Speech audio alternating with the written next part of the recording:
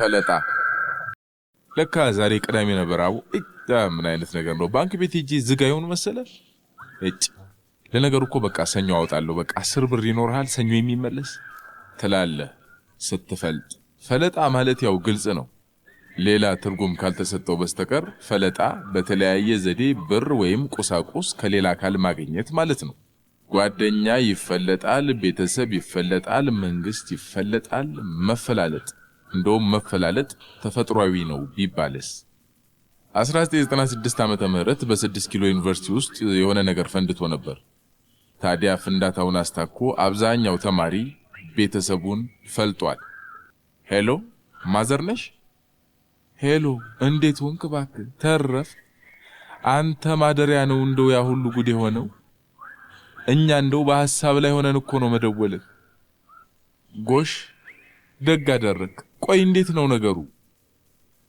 ማዘሪውልሽ በቃ እኔ እኮ ብዙ ልገልጽልሽ አልችልም ሳንቲም አልቆብኛል ዝርዝሩ ነው ያለቀብህ ወይስ በቅርብ ቀን ይላኩልህ አረ ማዘር ዝርዝር አይደለም አይ ችግር ነው እንደው ታዲያ እንግዲህ ፈላልጌም ቢሆን ልክልሃለሁ ወቅቱ ትንሽ አስቸጋሪ ነው ማዘር ባይሆን እንግዲህ እጦርሻለሁ እስቲዛ ያድርሰን እንደው እየተጠነቀቅክ እስኪ ስልኩ ተዘጋ እናቱን ፈለጣቸው አንዱ ተማሪ ደግሞ ደብዳቤ ጽፎ ወደ አውቶቡስ ተራ ወስዶ በሰው ሊልከው ነው የደብዳቤው መግቢያ ሀተታና መደምደሚያ አንድ አይነት ነው ብሩነ የሚል ነበር አንዷ ደግሞ ትደውላለች አባቷን ልትፈልጠው ነው ሄሎ ባባዬ እንደምን ዋልክ የኔዋ ጉድነሽ እንዴት ሆንሽ ትናንት ማታ እንደሰማው እዚያው አዲስ አበባ አክስቶችሽ ጋር ብደውል እንደው አልደወለችም ዛሬም ከረፈደም አልመጣችም ብለውኝ ጭንቅ ጥብብ ብሎኝ ስራ ሁሉ እኮ ቀርጬ ስላንቺ እያሰብኩ ነበር የኔ ልጅ እንደው እንዴት ነሽ ነገሩ ችግር ነው ምግብ ቤትም መሄድ አስጊ ነው በቃ ባባዬ ይውል ውጥንቅጥ ውስጥ ነኝ እንዴ ካልሆነ ተይውና ነይ ምን አባቱንስ እኔ ላንቺ ላንድ ለልጅ አላንስም እንደሱም አይደለም አባዬ ሳንቲም ከላክ ይበቃል ካልሆነ ወይ ወደ አክስቶችሽ ጋር ሰንብቺ እንጂ እስኪረጋጋ እሷ ለራሷ አክስቶቿ ጋር ልጠይቃቸው ወይ ልትፈልጣቸው ስትሄድ መቼ ነው እንደው የምትመረቂው መቼስ ላንቺ መርቃት ከማለት በቀር ምንም አይሏት ለነገሩ ልጅቷ አባቷን ፈልጣለች ክስተቱን አስታካ ሁሉም ተማሪ አይፈልጥም ቤተሰቡን የሚያረጋጋም አለ አንዳንዱ ደግሞ የሚፈለጥ ቤተሰብም ሆነ ዘመድ የሌለው አለ አንዳንዱ ቤተሰብ ደግሞ እየተፈለጠ መሆኑ የሚገባው አለ አንዱ ፍሬሽ ነው የሱ ታላቅ ወንድም ከሱ ቀደም ብሎ ተመርቆ ክፍለ ሀገር ስራ ይዟል ልጁ ደወለ እናቱ ትንሽ እንዳናገሩት ገና ፈለጣ ሳይጀምር ለታላቅ ወንድሙ እንዲያነጋግረው ስልኩን ሰጡት እሺ አጀሬ እንዴት ነህ ምን ደህንነት አለ ባክህ ምን ነው ምን ባክህ ችግር ነው ዩኒቨርሲቲ ኑሮ ኧረ ባክህ ልጅ ነናቷ ምጥ አስተማረች አሉ ምን ታካብዳለህ የማላቋረከኝ እንዴ አቡ ዩኒቨርሲቲ አንተ ለምን ምን ነካ አንተ ድሮ እኮ ጃንሆይ በቧንቧ ወተት በሚያጠጡበት ጊዜ ነው የተማርከው ምን ነካ ገንዘብ ከሌለ ችግር ነው ባክህ ባንተ ቤትሽ አሁን በቃ እየፈለጥሽ ነው ምን እየፈለጥኩ ነው ኧረ በእናትህ ነገር አብርድ ሄሎ አናገረኝ እንጂ መቃም ጀመርክ እንዴ ወይ መቃም ምንድነው መቃም የምጀምረው ሽምብራ እሺ ጠበስክ ታሾፋላ ባክ ሳንቲም እያለቀብኝ ነው ማየን ደግሜ ማግኘት ፈልጋል ሄሎ ይኸውልህ ስማ የምላክልህን ገንዘብ አንተ በምንድን ነው የምጨርስ እንዴ ካፌ ሁሉ ተበላሽቶ የለ እንዴ አንተ ስማ ይኸውልህ ይችንማ እኔ የምፈልጥባት ነበር ባክ አንተ ደግሞ እማየን አቅርብልኝ ባክህ ግቢውን እያወቅከው እንዳላወቅህ ትሆናለህ እንዴ በድሮም ቢሆን እንዴ ግቢው በሽተኛ ነው ያስልሃል ጉንፋናም ነው ችግር አለበት አየር ሁሉ ተበላሽቷል ግቢው ተቀይሯል በእናትህ ሄሎ ስማ እማየን ቢሆን ይሄኔ ለህክምና ብለህ ትፈልጣት ነበር አንተ ደግሞ ግቢውን አታውቀውም እንዴ ኧረ በእናትህ ግቢው በሽተኛ ነው እንኳን ተማሪው ጽዱ እየደረቀ ነው ጽዶቹ አው ደረቅርቅ ብለዋል ወንድሜ ሳንቲም ከሌለ እንደ ጽዶቹ ደርቀን የምትቀር ሄሎ ይችን ማመካኘትና ሰበብ እኛም እናውቃታለን እሺ ተነቅቶባል ባክህ እማየን አቅርብልኝ አበዛው ድሮውንም እኮ አንተ እኔን ከመናቅና ከማንኳሰስ ሌላ ምንም እናቴን አቅርብልኝ ማየን ነው የምፈልግ ታዲያ አንተን ደግሞ ላካብድ እንዴ እሺ አሁን ባንተ ቤት አንተን የመንቆርህ ነው አይደል በልባከ ሳንቲም አልቆብኛል ማየን አቅርብልኝ እንዴ ሰው ትሻለኛለሽ እሺ በላሁን አፈር አትክፈት ወዲያ 200 ብር ልከንልሃል ሄደ ባንክ ቤት አውጣ ታዲያ እንደሱ አትልም እንዴ አንተ እስካሁን የምታደርቀኝ በእናትህ አመሰግናለሁ ሄሎ በቃ እሺ አሁን ደግሞ ማየን አናገራት እንካ ስልኩን ኧረ በእናትህ ቻው በልልኝ ማየን ምን ትልልኛለህ መሰለህ አሁን ዝርዝሩ ስላለቀብኝ ነው ብሩን እንደተቀበልኩ ደውልልሻለሁ ማየው ዋዬ ብሎሻል በልልኝ ዘጋው ሮንስ እሱ የደወለው ለፈለጣ አይደል እንዴ ፈለጣን የሚያካሂደው ተማሪ ብቻ አይደለም ከለማኝ አንስቶ ሁሉም ይፈልጣል ይፈለጣል ወርልድ ባንክ አይኤምኤፍ ይፈለጣሉ ያፈላለጥ መፍለጫ መስኮች ብዙ ናቸው ኤድስ እና የሥርዓተ ጾታ ጉዳይ እየተፈለጠበት ያለ ነው ሞገደኛ ወንድ ሁሉ ለብር ሲል ጀንደር ሴንሲቲቭ ይመስልና ለሴቶች ሽንጡን ይዞ ተከራክሮ ይፈልጣል አንድን ድርጅት ለመፍለጥ ቅድሚያ ፕሮፖዛል ይዘጋጃል ከፕሮፖዛሉ መግቢያ ዓላማ ማረጋገጫ ምናምን እየተባለ ቀጥሎ መጨረሻ ላይ የዋጋው ዝርዝር አለ ይሄ የዋጋው ዝርዝር በእንግሊዝኛ ኮስት ብሬክዳውን ይባላል ብሬክዳውን የሚለው ቃል በቀጥታ ሲተረጎም በእኛ ዘንድ ማለት ነው ፈለጣ ማለት ነው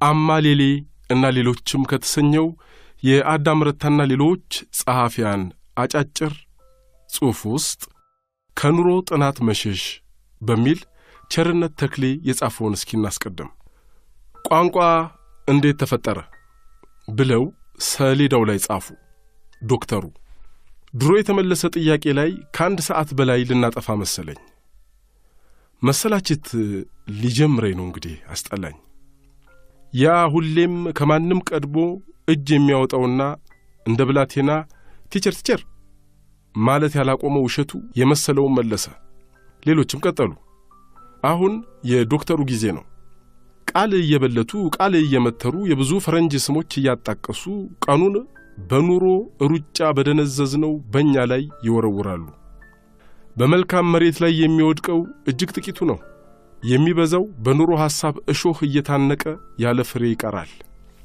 በመሃል መምህሩ እኔ ምልሽ የጤፍ ዋጋ መናር ነው እንዲህ የሚያረግሽ እስኪ እርሺው ምንድነው ብለው አንዲት እንቅልፍ የሚታገላት ተማሪ ላይ ቀልድ ቢጤ ማነቃቂያ ወረወሩና ወደ ነጩ ሰሌዳ ተመለሱ እኔን ግን ሌላ ጦርነት ውስጥ ጥለውኝ ሄዱ ይሄ የሆነው የዛሬ 7 ዓመት ነበር ያን ጊዜ የጤፍ ዋጋ የወርቅ እንክብል የሚሸጥበት እስኪመስል የየዕለት ወግ ሆኖ ነበር የዛሬ 7 ዓመት ስል እንኳን በሚኒሊክ ጊዜ የምል ያህል ነው የተሰማኝ እንዲህ እንደ ዛሬው ለምደነው ልናርፈው አንድ እናት ከዓመታት በፊት ያጫወቱኝ ነገር ትዝ አለኝ የሰው ልጅ አሉ ሴቲቱ የሰው ልጅ ከእግዚአብሔር ፍጥረታት ሁሉ መከራን በመቻል የሚስተካከለው የለም እንዴት ማማ እንዴት ማለት ደግ አየ ከለታት አንድ ቀን ፈጣሪ መከራን ወስዶ ተራራ ላይ አኖረው ተራራው ግን መሸከም አልቻለምና ተሸንፎ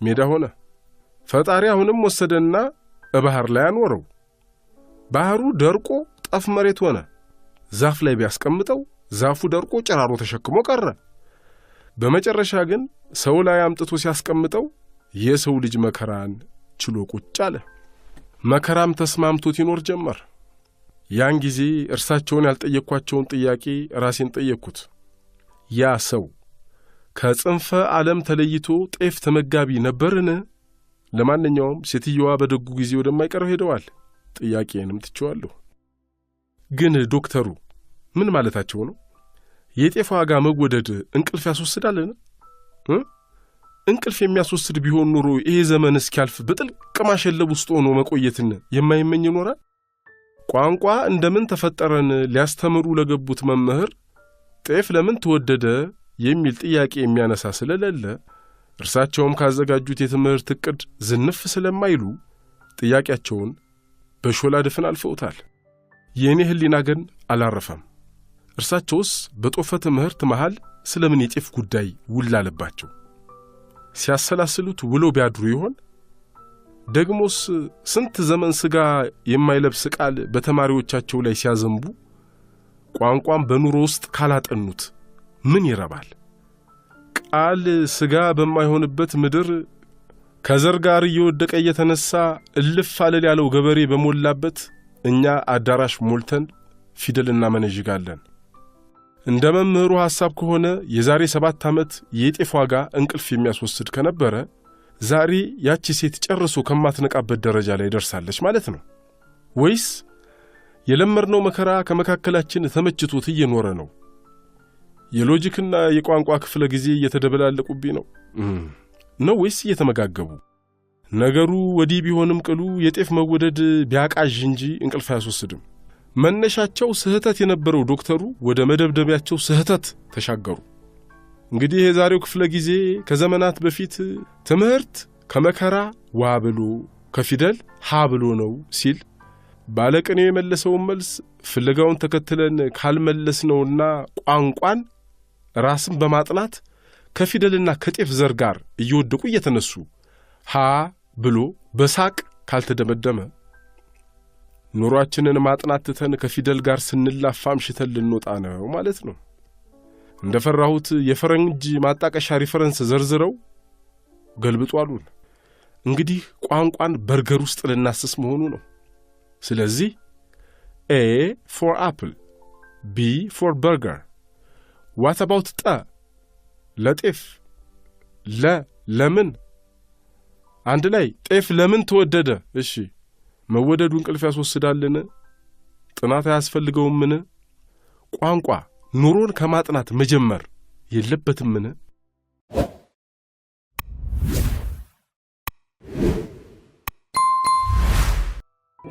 ከአማሌሌሌና ሌሎችም መጽሐፎች ጎዳናዬ የሚል እስኪ እንመርቅ።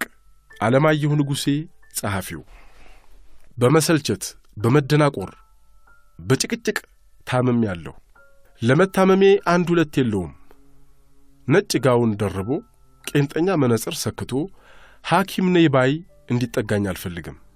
ድራሹ ይጥፋ። ሥራ ስር ምሶ ናውዲህ እስኪለኝ አልጠብቅም።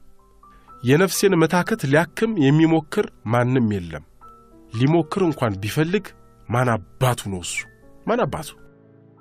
ዝም ብዬ መሄድ እፈልግ ነበር በሆነች ጠባብ ጎዳና ላይ ሰው ባልተመላለሰባት መንገድ ላይ እያፏጨሁ መንጎድ። የማንንም ዱካ ማየት አልፈልግም። ዝናብ ያጨቀያት ጎዳናዬን የሰዎች የውስጥ እግር ወይም የጫማ ማህተም እንደማይገኝባት ከዚህ እስከ ዘለዓለም በሚደርስ ጩኸት እጸልያለሁ። አንድ ቀን በደማቅ የበጋ ወር የደረቁ የዛፍ ቅጠሎችን እየረገጥኩ የሩቅ መንገዴን እጀምር ይሆናል። አንድ ቀን በሰልፍ የሚያቋርጡ ጉንዳኖችን እንዳረግጥ በጥንቃቄ እጅግ በሆነ ጥንቃቄ እየተሳቀቅኩ አልፍና ሩቅ እሄዳለሁ። ግራና ቀኝ በተጠቀጠቁ ደኖች መሃል ትንፋሼን እያዳመጥኩ ግራ ፊቴ ላይ ከቅርንጫፎች ውስጥ እየተቆራረጠች የምትወጣውን የጀንበር ብርሃን እየናፈኩ አውቃለሁ፣ እሄዳለሁ። ከአፌ መሃል ስለሚወጣው የፉጨት ዜማ አልጨነቅም። እንደመጣ ይውጣ። ስላረማመዴ ማማር ከእንግዲህ ግድ አይሰጠኝም። ዓይኖቼ ስለሚያዩት ውበት ስስት የላቸውም። የወፎችን ጎጆዎችን አያለሁ። በአረንጓዴ የሳር ቅጠል ላይ የምትላወሰውን ደቃቃ ፍጥረት ልብ ብዬ እመለከታለሁ። ግዙፍ ዛፍ ከነፋስ ሲላፋ የሚወጣውን ሲጥሲጥታ አፍጥጬ አየዋለሁ። የታመመ አካሌ ሲበረታ ይታወቀኝ ይሆናል። ያኔ አፍንጫዬ ለጠራ አየር በደንብ ሲከፈት ይታወቀኝ ይሆናል። አግበስብሼ ተነፍሳለሁ። የሰለሉ እጆቼ ሲበረቱ ለምስጋና ከፍ ከፍ ከፍ ከፍ እንዲሉ ጠብቃለሁ። አሁን ግን አሞኛል። እዚህ መኖር ደክሞኛል። አዲስ ሀገር ናፍቆኛል። ሲፈልግ ሞት ራሱ ይሁን ለእኔ የመለየት በር ነው። ስልቹነት የመለየት መግቢያ። ከመዋተት ለምታርፈው ነፍሴ የመጠለያ ጎጆዬ እሱ ራሱ ይምጣ። ነጭ ጋቢውን አጣፍቶ ጥቁር ቆቡን ደፍቶ እንደ ልጅ እጄን እየጎተተ ይውሰደኝ ወደ ሩቅ አገር። የሞት መንገድ ከዚህ ምድር እስከዚያ ሰማይ የተዘረጋ ተናፋቂ ጎዳና ነው። አቶ ሞት በመንገዳችን ላይ የሚያወጋኝ ወግ ናፍቆኛል። የሚነግረኝ ተረት ያጓጓኛል። በጉዞዬ የማየው ሁሉ ያስደስተኛል። በግራ እጁና በቀኝ እጁ መሃል የተፈጠረው እርጥብ ሙቀት ልቤ ድረስ ሲዘልቅ እየተሰማኝ እቆሰቆሳለሁ። እስከዚያ ግን እዚህ ቆይቼ በደምና በሥጋ በተኮተኮተ አካሌ ውስጥ ሆኜ ሕሰሳዬን እቀጥላለሁ። ጫካውን ጨርሼ በማለዳ ሰፊው መልካ ላይ በአርፋጃው መጋደምን እናፍቃለሁ። በቅዝቃዜ ከተሞላ አየር ስር ከሳሮች ላይ ራሴን ጥዬ በጀርባዬ እወድቃለሁ። ከፈለግኩ በሆዴ ተንበልብዬ ከሳሮች አናት ላይ የወፍ ቆሎ እየለቀምኩ እንደ በላም እመኛለሁ። ከሰማዩ ግዛት ላይ በቀን የማይታዩኝ ከዋክብትን ፍለጋ ዐይኖችን አደክማቸዋለሁ። እስካገኛቸው ድረስ አልታክት ይሆናል። እዚህ መስክ ላይ የጀንበር እንግዳ እኔ ነኝ። ጠዋት ከጀርባዬ ስትንጦለጦል አርፍዳ አሁን ከአናቴ ላይ አደግድጋለኝ። አባቴ ኩርሲ ላይ ተቀምጦ ራት ሲበላ ኩራዝ ይዤ ከነጭ ራሱ በላይ እንዳበራሁት እንደዚያ ታገለግለኝ ይሆናል። እከተላለሁ በቀስታ እርምጃዬ። በቀላ ብርሃን እየተናደች ስታዘግም ለተራራው የሌለውን ግርማ ስትሰጠው እታዘባለሁ። ከሱ እንዳልደርስ ስታገን ነው በሱ ላይ ርስቴን እንዳልተከል። መቼ ይሄን ሁሉ ፈለግኩ እኔ። ተራራውን ከሩቅ እንደማየው ሁሉ አጠገቡ ደርሳለሁ። ከስሩ እንዳነስኩ ሁሉ ከላይ ወጥቼ ነግሳለሁ። በእኔ ቁመትም የተራራው እርዝመት ትንሽ ከፍ ይላል።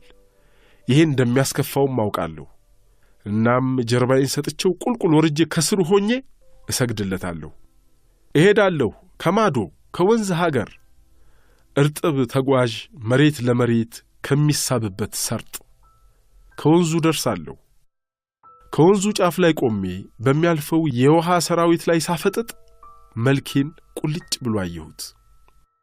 ቀና ብዬ ከላይ የሚመጣውን የውሃ መንገድ ቃኘሁት። እንደ መንታ ልጆች እኔና ወንዙን አንድ ሆነን አገኘሁ። ችኩል ባልሆነው ጉዞ ግን እሱ ይልቀኛል። ጸጥ ባለ አንደበቴ እኔ ገዝፈዋለሁ። ጥርት ባለና ምስጢር አልባ በሆነ ወዳጅነት አስከነዳኝ። ሻሻታዎቹ ውስጥ የምሰማውን የፍቅር ግብዣ ተቀብዬ ለጉዞዬ ልጓም የማበጀውም እዚህ ወንዝ ዳር ይሆናል። ልብሶቼን አውላልቄ ወደ ወንዙ መሃል እገባለሁ። በዚያም እጠመቃለሁ። ከመጠጣት ያናጠብኳቸው ነጫጭ ወፎች ጸጉራም ራሴ ላይ ይቀመጣሉ። ከወንዝ ዳር አበቦች ላይ የተነሱ ደማቅ ቢራቢሮዎች ትከሻዬ ላይ ይሰፍራሉ። እንዲህም የሚል ድምፅ ከአንደበቴ ይወጣል። ማረፍ ስፈልግ ወንዙን አገኘው፣ መሞት ስመኝ ሕይወትን ተገናኘው። እነኋት መድረሻዬ።